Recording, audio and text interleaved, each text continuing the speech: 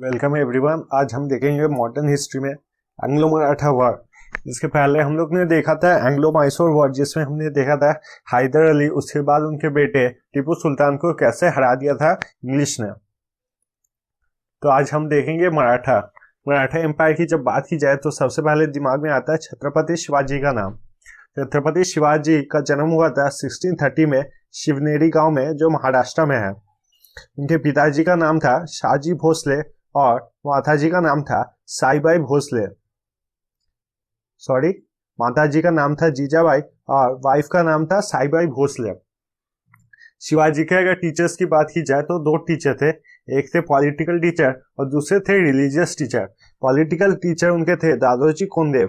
Political teacher मतलब लड़ाई की नीति, किस पे अटैक करना है, कौन दुश्मन है, कौन दोस्त है, और बाद में हम लोग पढ़ेंगे गोरिल्ला वॉरफेयर के बारे में।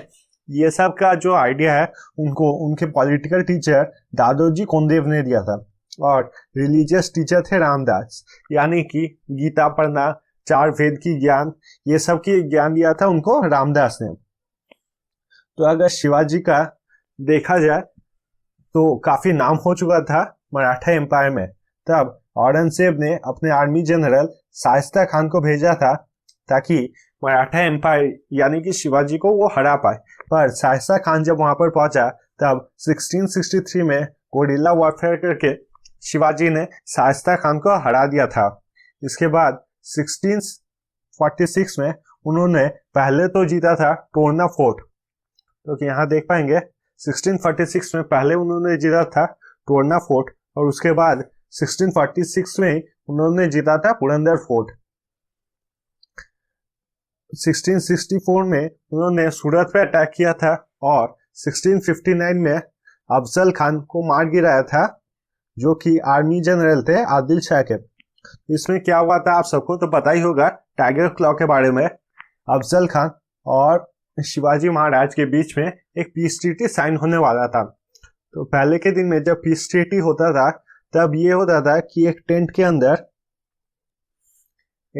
अंदर दोनों राजा या फिर जो आर्मी को रिप्रेजेंट कर रहे हैं उनको जाना पड़ता था। वो जाने से पहले उनको चेक किया जाता था कि उनके पास कोई हथियार तो नहीं है। तो अफजल खान जो है वो फेमस थे इस चीज के लिए कि वो ओवर 7 फुट के आदमी थे और बहुत ही पावरफुल इंसान थे। वो क्या करते थे कि बहुत जन को गले लगाने के बहाने उनको इतने जोर से दाब देते थे कि वो जान से हाथ धो बैठते थे। जैसा कि आपने अगर WWF में खली को देखा होगा, वो दिमाग पे इतना प्रेशर दे देता था, ओवर द हेड इतना जोर प्रेस करता था अपने हाथ से कि सामने वाला आदमी बेहोश हो जाता था। ऐसे ही अफजल खान इतने जोर से दबाते थे कि वो आदमी मर जाता था। अफजल खान जब पीस टॉक करने के लिए खाली हाथ गया तब शिवाजी को ये पता था कि अफजल खान ये कर सकता है, इसलिए अफजल खान ने एक टाइगर क्लॉ यूज किया।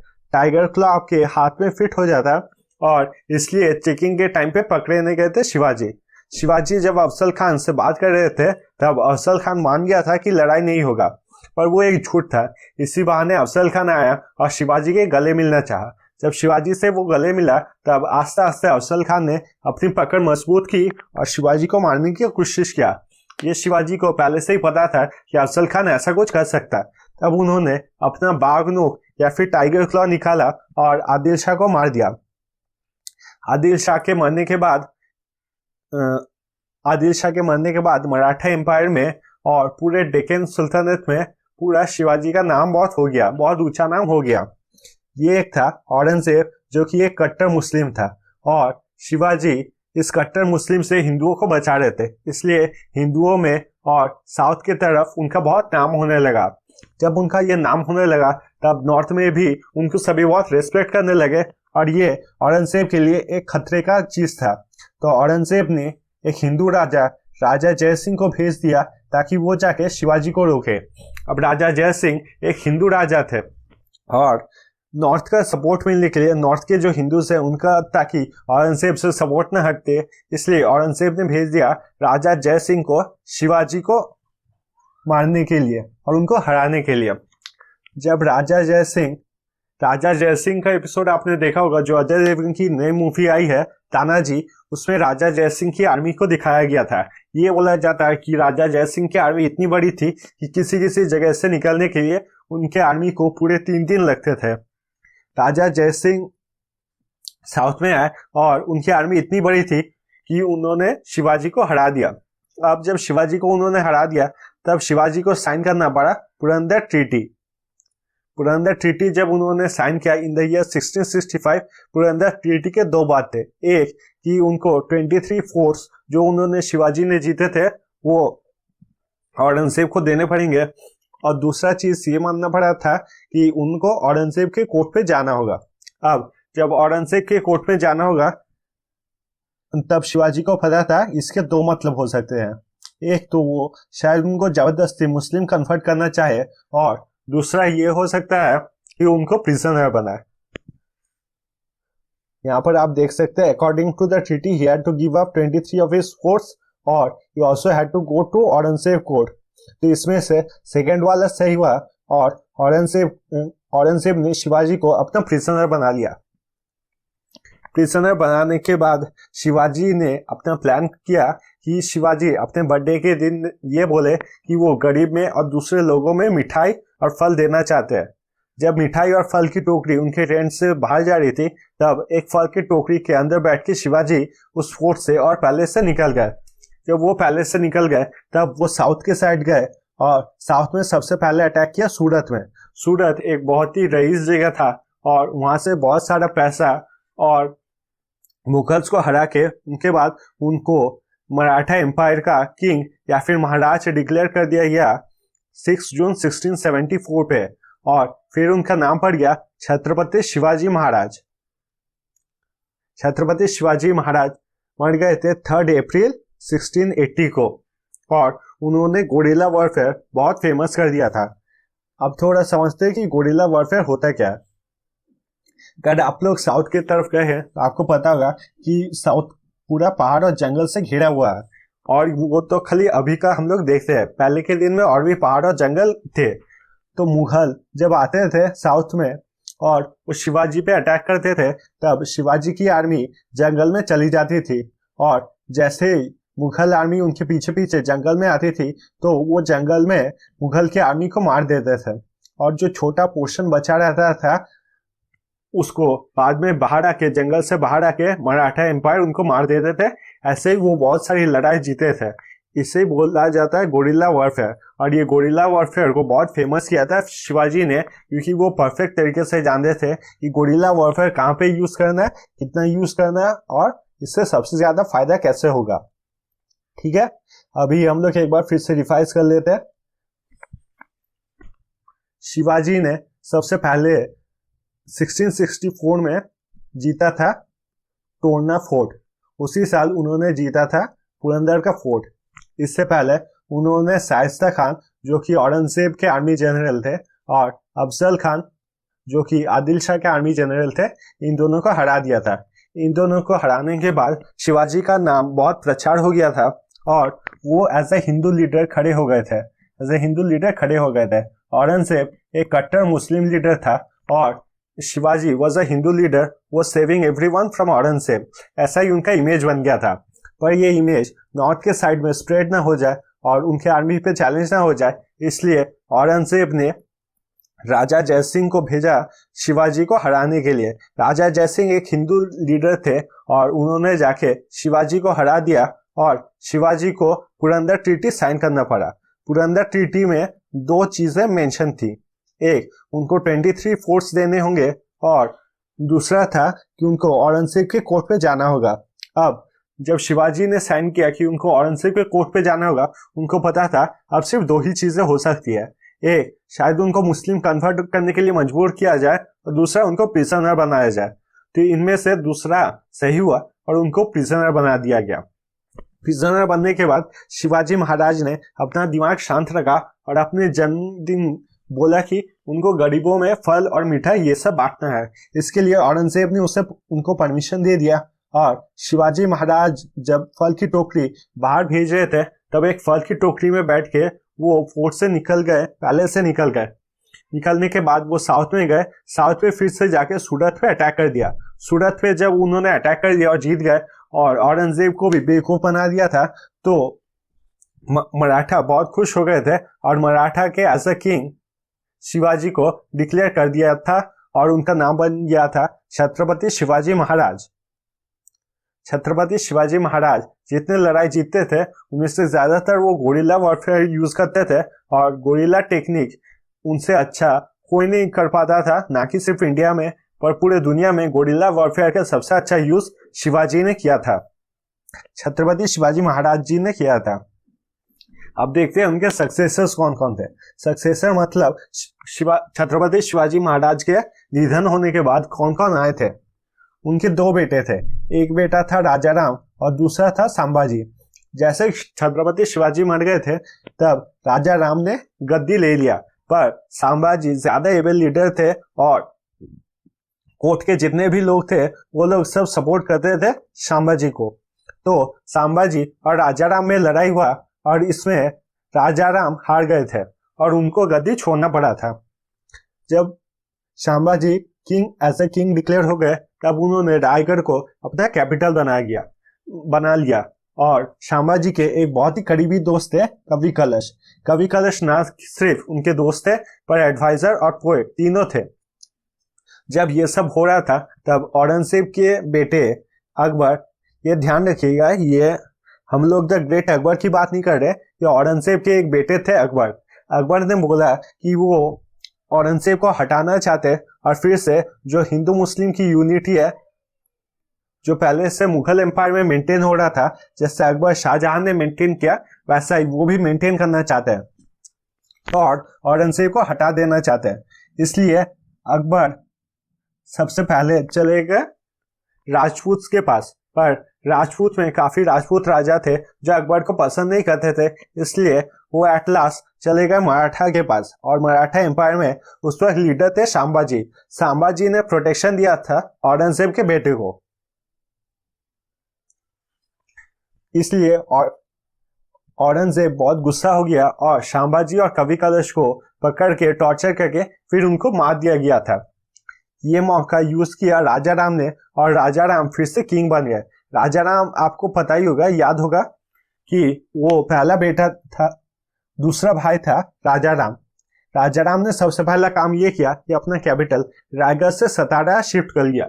ये तो आपने पहले भी सेशंस में लेसन में देखे होंगे कि जब भी कोई किंग चेंज होता है या फिर किंग अपना कैपिटल चेंज कर लेता है, क्योंकि कैपिटल में उसके पिछले राजा के सारे लॉयल फ्रेंड्स रहते हैं, इसलिए सबसे पहले कोई भी किंग जब बनता है तब वो अपना कैपिटल चेंज कर लेता है।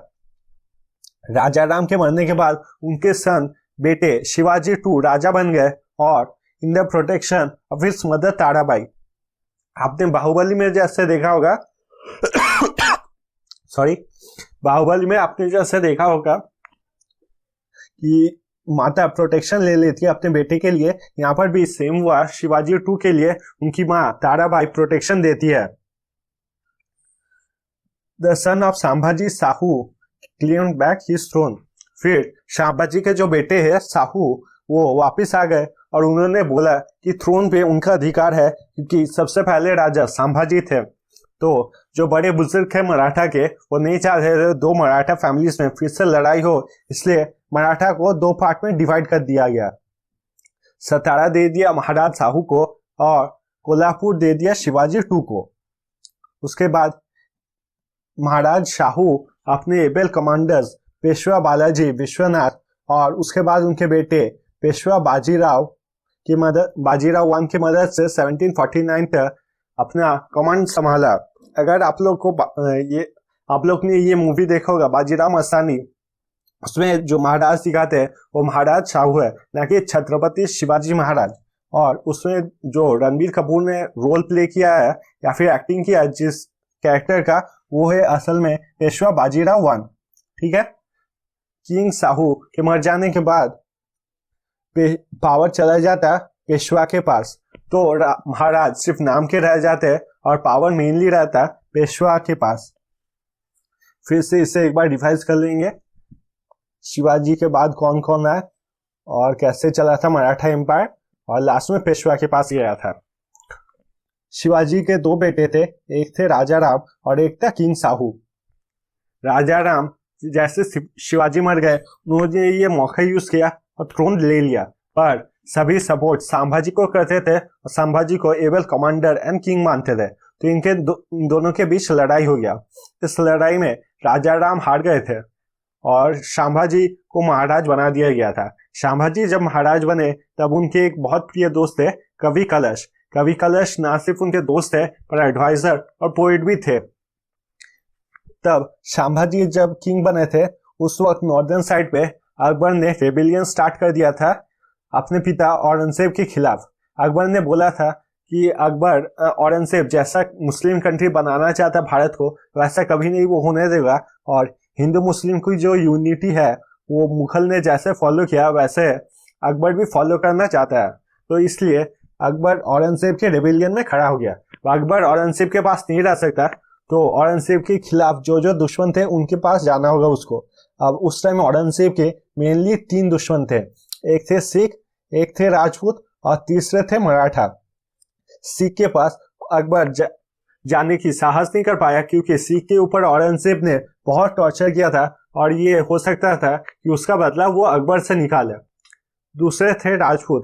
राजपूत में अगर आपको पता होगा कि जोधाबाई जो राजपूत की एक रानी थी, तो जोधाबाई की काफी रिलेटिव थी और इसलिए अकबर पहले चला गया राजपूत के पास। पर राजपूत के पास वो जब चला गया तब दूसरे कुछ राजपूत को इस चीज से प्रॉब्लम हो गया कि औरंगजेब के बेटे को एक राजपूत जगह देगा, इसलिए अकबर को वहां से भी जाना पड़ा। अब उसके पास एक ही ऑप्शन बचा हुआ था, मराठा। मराठा मतलब अभी जहां पर राजा थे संभाजी, तो संभाजी ने उनको प्रोटेक्शन दिया।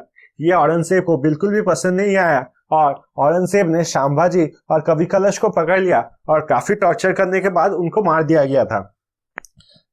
इसका यूज फिर से राजा राम ने किया और इस अपॉर्चुनिटी को लेकर राजा राम फिर से खुद को किंग डिक्लेयर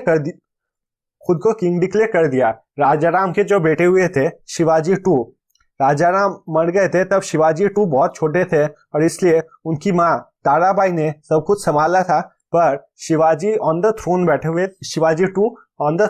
हुए थे। इस वक्त जो किंग